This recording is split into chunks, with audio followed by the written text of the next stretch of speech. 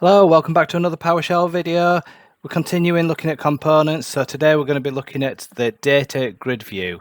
I'll just press play so you can see what we're talking about. So these are basically a bit like a spreadsheet kind of look. So you can display data within them. You can even add events onto what happens when you type in here or click in here. You can just keep adding data to your form and such, and then have a button to post it to wherever you want. So literally just like filling in a form. So let's see how we create this. So the main form as normal, so we won't go into that. Database grid view is the component that we're creating. We're clearing the host as normal.